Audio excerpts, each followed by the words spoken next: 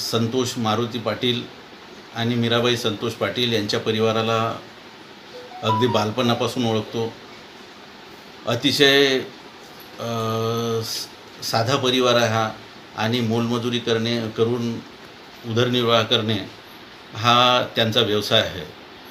अशा परिस्थितीमध्ये दिनांक 17/5/2020ला सुमारे 1:30 वाजताच्या सुमारास या परिवाराला येथील सरपंच गणेश नामदेव पेंदोर आणि त्यांच्या परिवाराकडून मारहाण झाल्याची बातमी समजली।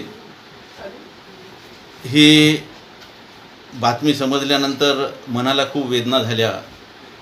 कशामुळं म्हणजे त्यांना जी मारहाण झाली ही जादूटोण्याच्या संशयावरून झाली असं जेव्हा मला समजलं तेव्हा मला असं वाटलं की गणेश नामदेव पेंदोर हे गावचे सरपंच आहे, एक जबाबदार व्यक्ती आहे।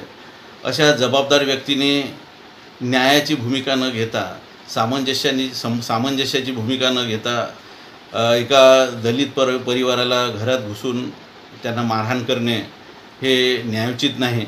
मी या संपूर्ण घटनेचा भारतीय जनता पक्षाच्या वतीनं निषेध करतो आणि एकच सांगू इच्छितो की या प्रकरणी सखोल चौकशी झाली पाहिजे आणि ज्या पीडित कुटुंबावर जो अन्याय झाला आहे तो अन्याय दूर झाला पाहिजे।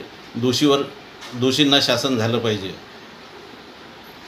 या प्रकरणामध्ये गेल्या 17 तारखेला ही घटना 17/5/2020ला ही घटना घडली।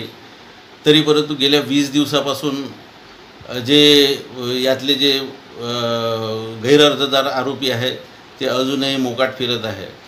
म्हणजे यामुळे ते कुटुंब इतकं भयभीत झालं आहे की त्या महिलेची मानसिकता बिघडली आहे, मीराबाई पाटील यांची, आणि संपूर्ण कुटुंब भयभीत झाल्यामुळे त्यांच्यामध्ये एक दहशत निर्माण झाली आहे आणि त्यामुळे पोलीस विभागाने त्यांच्या संरक्षणाच्या दृष्टीनं योग्य ती काळजी घ्यावी जेणेकरून भविष्यात अशी कोणती अनुचित घटना होऊ नये।